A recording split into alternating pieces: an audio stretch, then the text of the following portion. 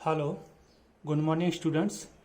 पिछले चैप्टर में यानी कि पिछले लेक्चर में हमने साइकोमेट्री की कुछ टर्म्स के बारे में पढ़ा था, जैसे कि डायबल्ब टेम्परेचर, डीबीटी, डब्ल्यूबीटी, बेडवर्ल्ड temperature, humidity, specific humidity ratio क्या होता है, रिलेटिव ह्यूमिडिटी क्या होता है, और स्पेसिफिक ह्यूमिडिटी या फिर ड्यू पॉइंट टेम्परेचर।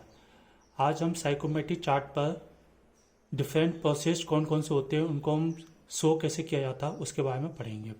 सबसे पहले हम पढ़ते हैं representation of different constant parameter on psychometric chart. First है अपना कांस्टेंट डीबीटी, यानी कि अपना डाई बल्ब टेम्परेचर को अपन कांस्टेंट रखते हैं। सबसे पहले होता है डाई साइकोमेट्रिक चार्ट पर क्या क्या चीज़ होती है। जो अपनी क्या कहते हैं वर्टिकल लाइन होती है, यहाँ पर अपन दिखाते हैं स्पेसिफिक ह्यूमिडिटी रेशियो, जिसको रिप्रेजेंट करते हैं डब्ल्यू से। जबकि हॉरिजॉन्टल या फिर बोल सकते हैं एक्स एक्सिस पे अपना होता है डायबल्ब टेम्परेचर, जो कि क्या कहते हैं इंक्रीजिंग ऑर्डर में होता है, जैसे कि माइनस से होता है प्लस डिग्री तक कन्वर्ट होता रहता है। ये वाली जो कर्व लाइन होती है, ये होती है अपनी सेचुरेशन कर्व। इसके अलावा अपन देखते हैं कि डायबल्ब टेम्परेचर कांस्टेंट डीबीटी को कैसे शो किया जाता है। कांस्टेंट डीबीटी मतलब वर्टिकल लाइन, यानी कि अपना टेम्परेचर को कांस्टेंट रखना है। सो अपन कह सकते हैं these are vertical line on the psychometric chart. Chart के ऊपर जो वर्टिकल लाइंस होती है, ये अपनी कांस्टेंट डीबीटी होती है। Increasing order in the plus x direction जो होती है, ये कांस्टेंट डीबीटी लाइंस जो होती हैं वो प्लस एक्स डायरेक्शन में बढ़ती हुई होती हैं। And these are uniformly space, यानी कि इनके बीच में डिस्टेंस होती है वो कांस्टेंट यानी कि सेम स्पेस होती है। जैसे कि यहाँ से यहाँ के बीच में जो लाइन खींची जाएगी उसके बीच में स्पेस सेम होगा, यहाँ से यहाँ के बीच में जो होगा वो स्पेस सेम होगा, यानी कि these are uniformly space line होती है। तो अपन ने क्या सीखा इसके बारे में, डीबीटी के बारे में होती है वर्टिकल लाइंस होती हैं और increasing order in plus x direction में होती हैं। सेकंड जो टर्म्स है वो है constant specific humidity lines. Specific humidity मतलब डब्ल्यू को कांस्टेंट रखना है। जैसे कि हम जानते हैं साइकोमेट्रिक चार्ट पर जो डब्ल्यू होता है वो हम क्या करते हैं वाई एक्सिस पे शो करते हैं, जबकि एक्स एक्सिस पे हमने डीबीटी को शो किया है।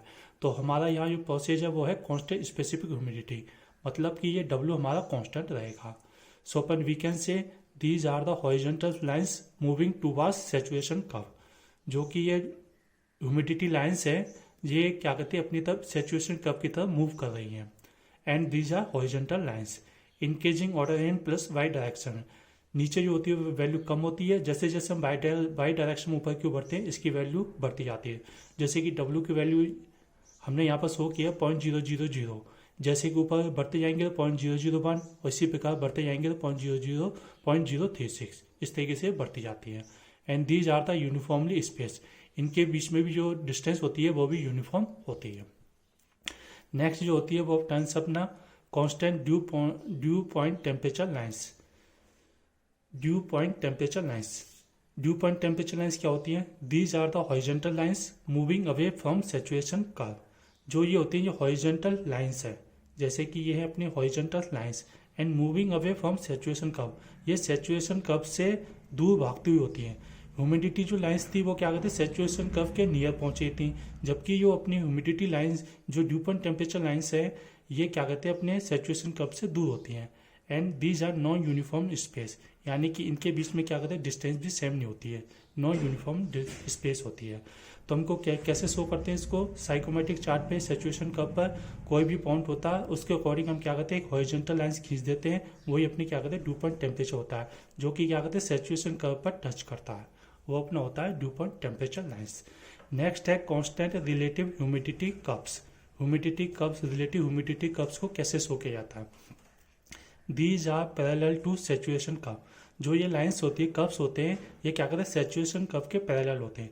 जैसे कि अपना ये है सैचुरेशन कर्व की लाइन है, 100% ह्यूमिडिटी होती है, इसी प्रकार इसके पैरेलल में जो ह्यूमिडिटी लाइंस होती है रिलेटिव ह्यूमिडिटी जो कर्व्स है ये इसी के पैरेलल में खींच दिया जाता है, इसी प्रकार से ये शो की जाती हैं।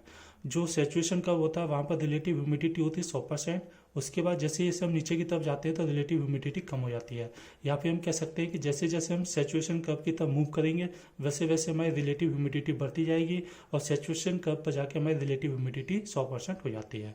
सो we can say these are parallel to saturation curve, जो कि हमने शो किया है increasing order in north west direction. जो ये डायरेक्शन है ये नॉर्थ वेस्ट डायरेक्शन में इंक्रीजिंग ऑर्डर है। हम शो कर सकते हैं जैसे कि हमारा जो डायग्राम होता है डायरेक्शन का, east, west, north and south. जैसे कि ये डायरेक्शन है अपनी क्या कहते हैं रिलेटिव ह्यूमिडिटी की है, ये है नॉर्थ वेस्ट डायरेक्शन जो कि इसको रिप्रेजेंट करता है। नॉर्थ वेस्ट, नॉर्थ इधर है, वेस्ट इधर है, इसलिए नॉर्थ वेस्ट डायरेक्शन को शो करता है, जो कि अपना नॉर्थ वेस्ट डायरेक्शन को शो कर रहा है। तो ह्यूमिडिटी, रिलेटिव ह्यूमिडिटी जो कर्व्स हैं वो पैरेलल टू सैचुरेशन कर्व होते हैं, और सैचुरेशन कर्व अपनी रिलेटिव ह्यूमिडिटी 100% होती है। नेक्स्ट जो टर्म्स है अपनी है constant specific enthalpy line, constant bed bulb temperature line and constant specific volume lines. जो ये होती है कांस्टेंट स्पेसिफिक एंथैल्पी लाइन यानी कि small H, constant bed bulb temperature line TW से, और कांस्टेंट स्पेसिफिक वॉल्यूम्स लाइन यानी स्मॉल b से रिप्रेजेंट करते हैं। यहाँ जैसे कि हमने किया HWTV। सबसे हमने इनको तीनों को एक साथ क्यों लिखा है, क्योंकि ये ऑल आर इंक्लाइन लाइंस, क्योंकि ये तीनों जो होती हैं वो झुकी हुई लाइन होती हैं या इंक्लाइन लाइंस होती हैं साइकोमेट्रिक चार्ट के ऊपर। सबसे पहले हम इनकी यूनिट देख लेते हैं, क्या क्या यूनिट होती हैं।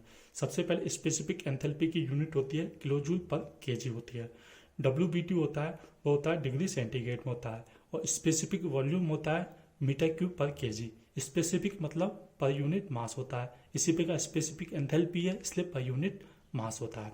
सबसे पहले हम शो करते हैं constant enthalpy line on psychometric chart. जैसे कि हमने सीखा था ये क्या कहते हैं, तीनों जो लाइन होती हैं वो इंक्लाइन लाइंस होती हैं, इसलिए हमने स्पेसिफिक एंथैल्पी लाइन को ये होती है इंक्लाइन लाइन।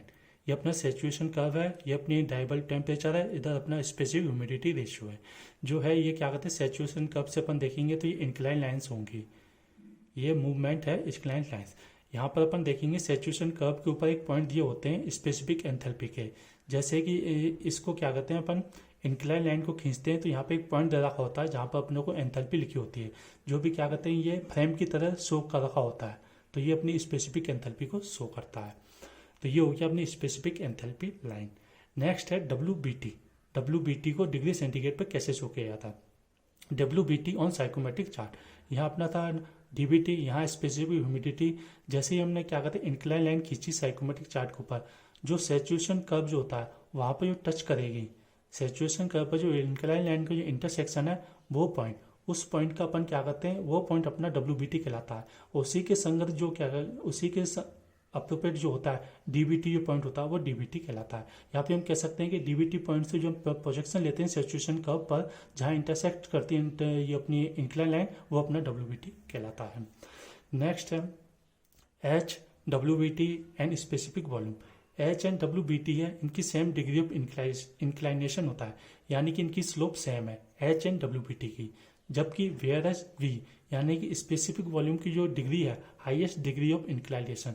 जैसे कि हम जानते हैं जैसे कि स्पेसिफिक एंथैल्पी WBT की यदि हम इंक्लाइनेशन ले तो ये मानो 45 डिग्री है, तो स्पेसिफिक वॉल्यूम की जो इंक्लाइनेशन होगी वो 70 या 80 डिग्री होगी, यानी कि हायर डिग्री ऑफ इंक्लाइनेशन, यानी कि झुकाव उसका क्या कहते हैं एक्स एक्सिस से ज़्यादा होगा। इसी प्रकार देखें यदि हम साइकोमेट्रिक चार्ट पर देखें तो नीचे एक्स एक्सिस पर डाइबल टेम्परेचर, जबकि वाई एक्सिस पर ह्यूमिडिटी रेशियो। जो अपनी ये लाइन है स्पेसिफिक वॉल्यूम जो लाइन्स है वो इंक्लाइन होंगी, पर ये क्या कहते हैं इंक्लाइन है, ये ज़्यादा झुकी हुई होंगी। जैसे कि एंगल जो होता है, एक एंगल होता है यदि हम शो करें, ये है एंगल यदि 30 डिग्री है एच स्पेसिफिक एंथैल्पी लाइन और WBT का, तो जो हमारा ये होगा स्पेसिफिक वॉल्यूम का जो एंगल होगा वो होगा करीबन 70 डिग्री। तो इसी प्रकार हमने इसको शो किया बिल्कुल टर्न इंक्लाइन में बिल्कुल मोर टू 90 डिग्री, जिससे कि इंक्लाइनेशन अच्छा हो। और ये क्या कहते हैं इंक्रीज ऑर्डर में होती हैं, जैसे कि हम देखते हैं 0.70 मीटर क्यूब पर केजी है, 0.75 है, 0.82, यानी कि बढ़ती हुई इंक्रीजिंग ऑर्डर में ये अपनी स्पेसिफिक वॉल्यूम लाइन होती है। एक नोट है H जो होता है वो यूनिफॉर्मली स्पेस होता है, जबकि WBT और स्पेसिफिक वॉल्यूम जो होता है वो नॉन यूनिफॉर्म कंडीशन में होते हैं। तो इस चैप्टर में हमने पढ़ लिया है H and WBT, V, H, WBT और V जो होती है तीनों क्या कहते हैं इंक्लाइनेशन लाइन, इंक्लाइन झुकी हुई लाइन होती है ऑन साइकोमेट्रिक चार्ट के ऊपर, जबकि क्या कहते हैं जिसमें कि क्या कहते हैं स्पेसिफिक वॉल्यूम जो लाइंस है वो मोर इंक्लाइन होती है, यानी कि ज़्यादा झुकी हुई होती है नियर टू वाई एक्सिस। और जो ये इसकी जो वैल्यू होती है वो इंक्रीजिंग ऑर्डर में होती है, जैसे कि 0.55, 0.70, 0.80 इत्यादि। ठीक है। बाकी स्पेसिफिक एंथैल्पी जो लाइन है वो साइकोमेट्रिक चार्ट पे जो सैचुरेशन का होता है उसके ऊपर एक फ्रेम टाइप में शो कर रखा होता है जो इंक्लाइनेशन लाइन को टच करता हुआ रहता है। उससे अपन क्या करते हैं, स्पेसिफिक एंथैल्पी लाइन को ज्ञात कर लेते हैं। Thank you.